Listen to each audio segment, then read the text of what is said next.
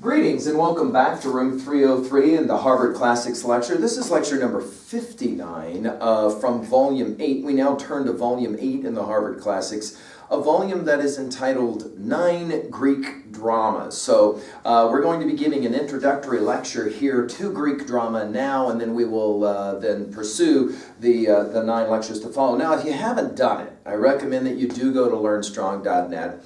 Find that link down the left-hand side. You can look at the other 58 Harvard Classics lectures that we've already enjoyed.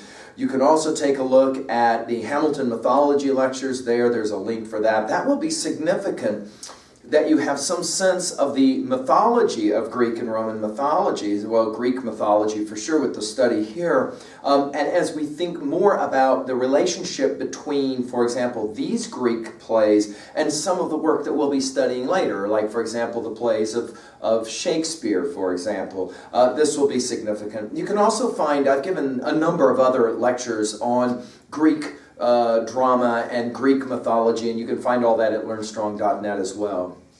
Now, let's consider just for a moment the 1909 volume selections by Dr. Eliot, the president of Harvard at the time, to call this collection the Harvard Classics. And again, any time that you do this, you're inevitably going to lay yourself open to this question of, why did you choose this and not that? Why did you choose that and not this? So let's take a look at maybe we'll see some kind of ordered intelligence or intentionality in the selection process. For example, in Volume 1 we saw the 3 great American voices of Franklin, Woolman, and Penn. About all of these we said in earlier lectures that these are all personal, instructional kind of texts, especially in regards to the development of character, right?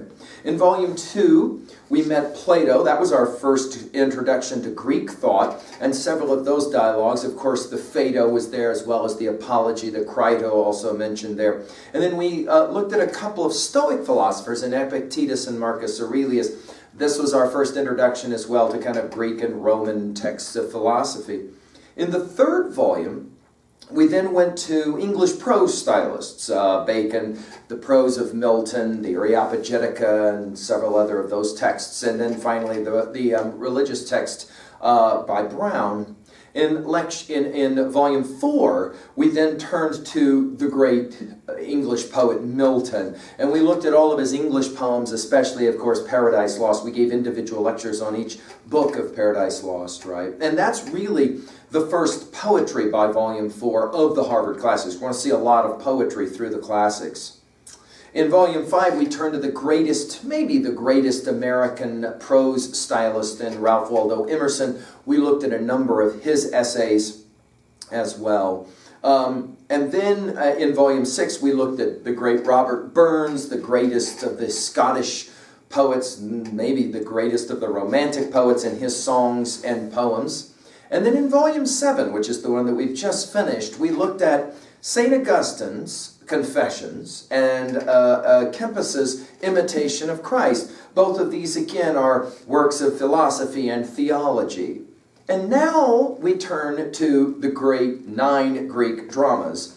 Now, in this volume, we'll only be focusing on a few of the texts that we have available from this time period. We're going to look first at Aeschylus's Oresteia, as it's called, the Agamemnon, the Libation Bearers, the Furies. This trilogy is really an important one for our study. And then we're going to also look at Aeschylus's Prometheus Bound. And I'm just going to do these texts in the order they're presented in the text. Then we'll move to Sophocles. We'll look at 2 of his classic plays, Oedipus Rex, or Oedipus the King, and Antigone.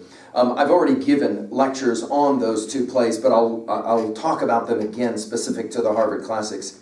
From there, we'll turn to the last of the 3 great traditions, as they'll often refer to, Euripides. And here, we're going to look at Hippolytus, which is not as well-known a play today. And then we're going to look at his famous Bacchae. And then finally, we'll look at the comic poet, writer, Aristophanes. And bypassing the clouds, we're going to look instead at the text called The Frog. So we'll be talking about that one in our last lecture from this volume.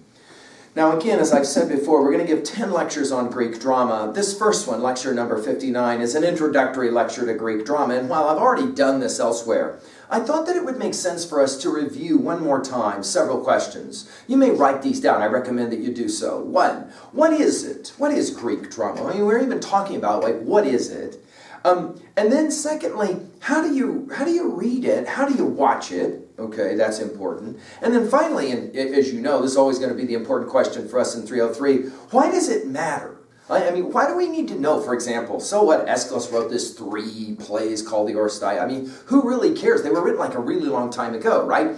Well, I'm going to try and argue that a whole lot of what you know today as movies, as music, actually comes back to a lot of these texts, and you'll see this as we go.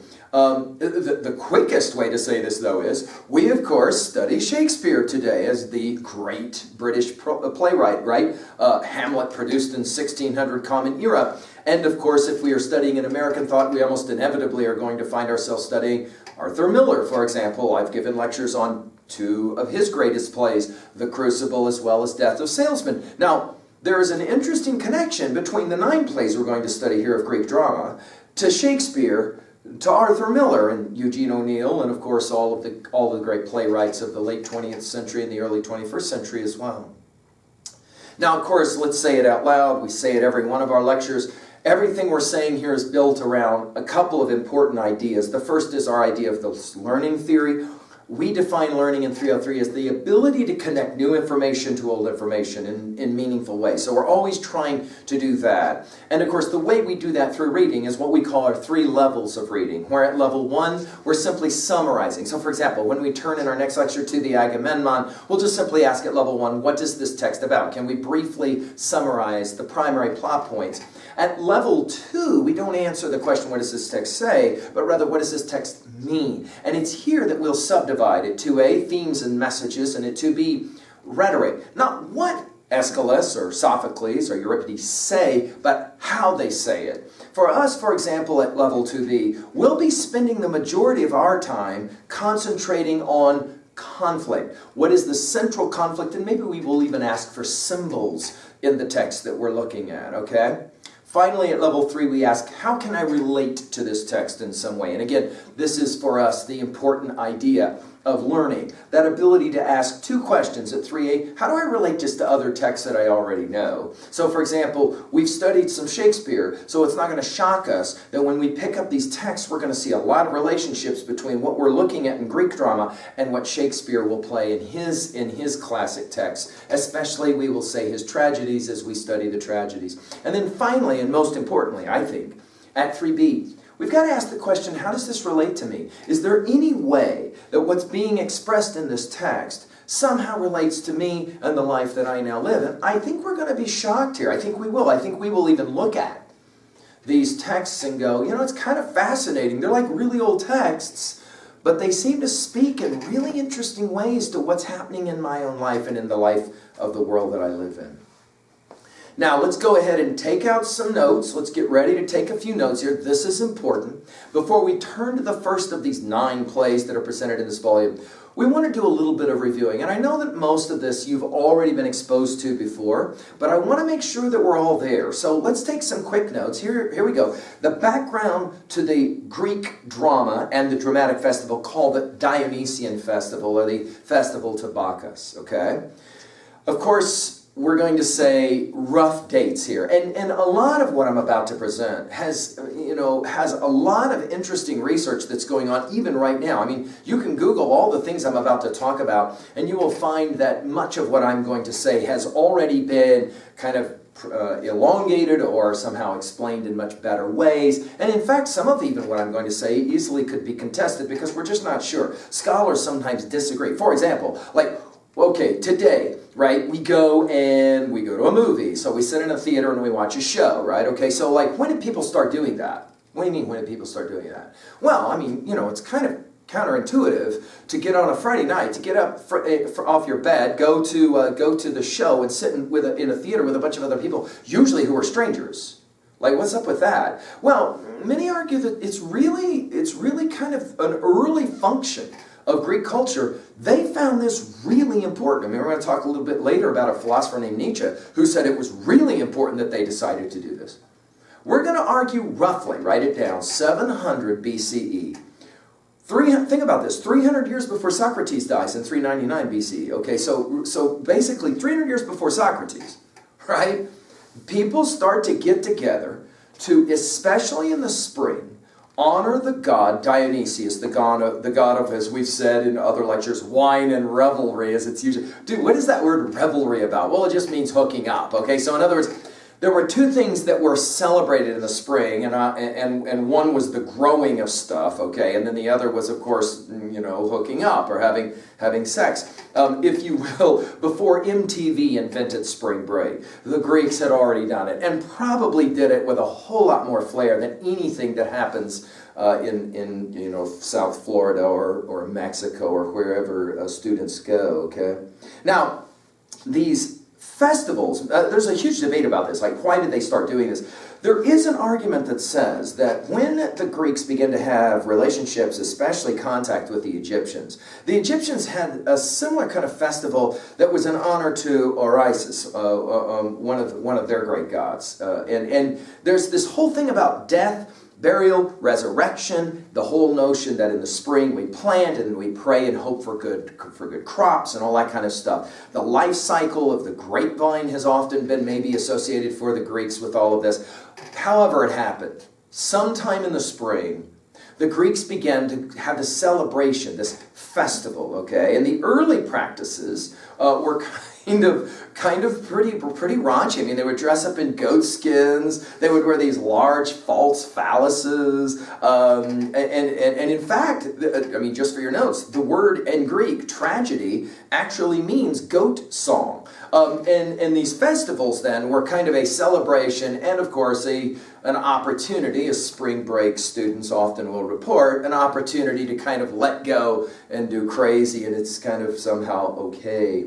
The evolution of the festival, however, for scholars is always interesting, and it seems to somehow revolve around the chorus and the early choruses, usually about 50 men, they think, dancing in a circle, singing songs, hoping for spring to be great for growth. I mean, think about this. You can't just walk into a Walmart and pick up your bread, your corn, your tomatoes, your grapes, okay? I mean, this stuff all has to get planted, it has to get grown, just like today.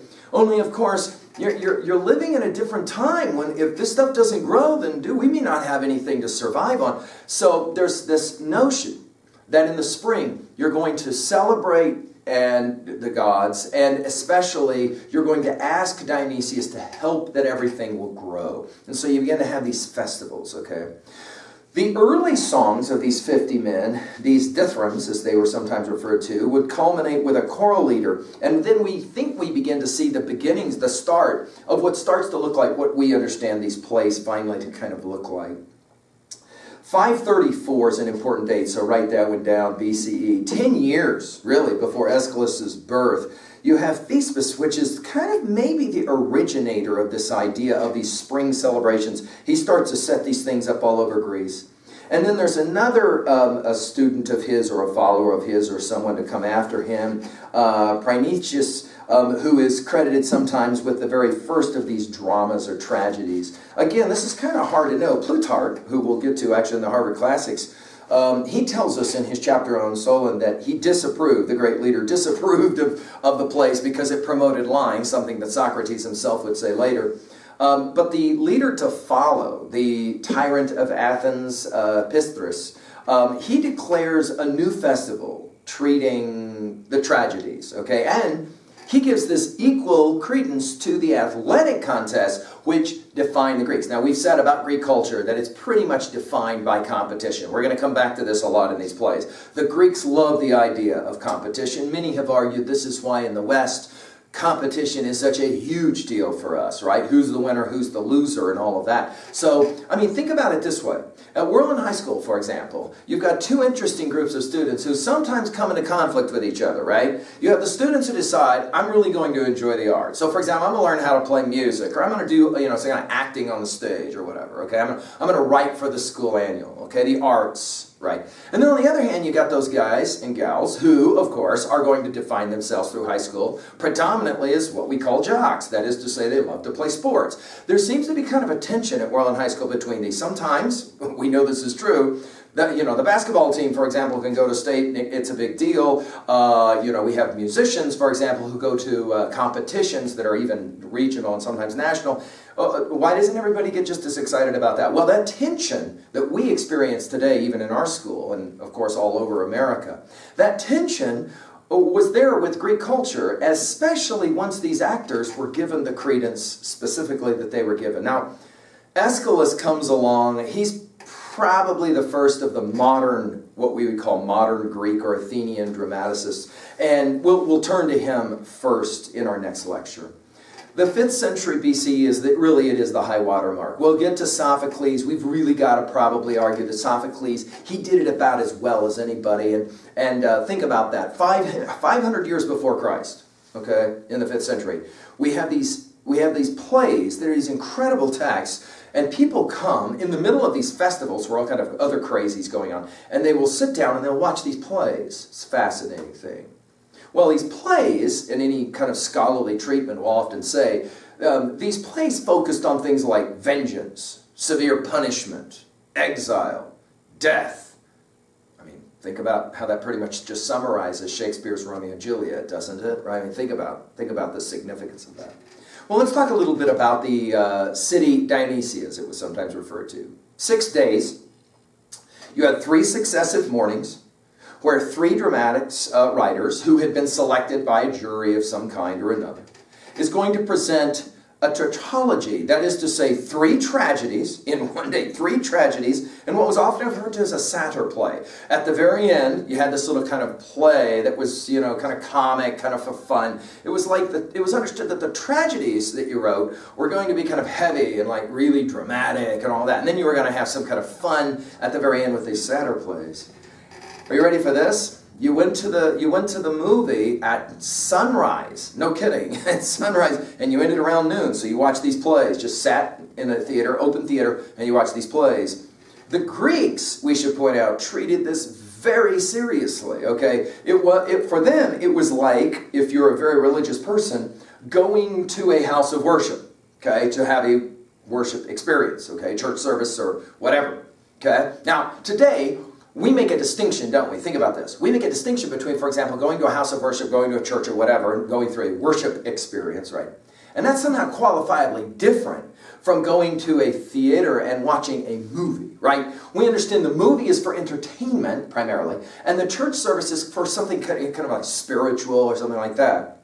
Now, I already mentioned the great German philosopher Nietzsche, and I've also, in several lectures prior, mentioned this famous essay. I really do recommend that you spend a little time with this essay, as I have said many times. And of course, we at Worland High School, we assign this essay by Nietzsche called Apollonianism, Dionysianism. Now, it's a mouthful, but it's really very simple. Nietzsche, the great philosopher, he dies August 25th, 1900, so that gives you kind of a sense of how late into the time. We're talking about, a long time after Greek drama. Nietzsche looks back and he says, there's something different, qualifiably different, about what the Greeks understood about the way they lived their life and the way we moderns, as Nietzsche understood himself in Europe, we moderns live our lives. And this is what he said. The Greeks celebrated 2 important gods. The god Apollo, the god of order, the god of symmetry, and then Dionysus, the one we're talking about, the god of chaos, the god of crazy, we might say. Now for Nietzsche, he argued that both of these gods represented 2 different sides of both the individual psyche as well as the collective sociological psyche. In other words, it's kind of true that there's 2 sides to all of us. There's that really kind of ordered, I need everything in its place, I need to kind of know what's going on, Apollonian side. And then there's that other side of all of us that is kind of a little bit more crazy. Let's go do something kind of a little bit more risky, a little bit more fun, whatever. The Dionysian side. Now, for Nietzsche, he argued that one of the things that made Greek culture so much better than Western culture is that these two were joined together in the Greek mind. One was not seen as somehow lesser than. Both of them were seen as equally vital, as opposed to what Nietzsche's critique is that, it seems to be kind of a problem in our culture that, for example, we'll de-emphasize one and celebrate the other or whatever. Now, just to return. At the end of these performances, 10 judges would award a winner. Are you ready for this? If you wrote a comedy and you were given a winner, you were given a little thing of wine, a skin of wine, and a basket of figs. That was your reward. And if you were the top in the tragedy department, apparently, you got a goat. So, that's kind of what you received. But more importantly, you received serious acclaim. I mean, we believe that these actors and these writers were given serious props. I mean, they were treated the way we kind of treat celebrities today, all right? Now, comedy, we've mentioned it several times, it developed a little bit later. In Megara and other places in the second half of the 6th century, we believe. And it's interesting that women were actually allowed to, in a patriarchal system, it's kind of surprising. I mean, women were allowed to actually watch these plays, but as it developed, comedies began to be less and less allowing of women simply because of the risque nature of what was happening in the comedies. Comedies, as we're going to see with Aristophanes in our study of the frogs, comedy was a very, very serious political critique, usually satiric. I say it was serious, it was funny, okay? I mean, Lysistrata, for example, you have a guy that walks out on stage constantly just with this huge wrapped on phallus, and there's no reason for it, it just happens. And everybody just dies laughing, the way probably people would die laughing today if something like that happened. But the point that's being made, we'll talk about this when we meet Aristophanes, is very, very conservative. And in fact, you'll remember that Aristophanes is mentioned in Plato's text Apology, Socrates' defense of himself, where he actually references a play that was written by Aristophanes, where Aristophanes basically made fun of Socrates and his followers as being idiots who, they kind of asked stupid questions that were basically ruining the state. We should point this out right away. Comedy, while it's crazy and it's funny and it's risque, it has a very conservative kind of element, like something is wrong with society and we're going to fix it by making fun of certain people. Okay. By the way, attendance was free, as we understand it, or it was paid for by the state, which is kind of an amazing thing.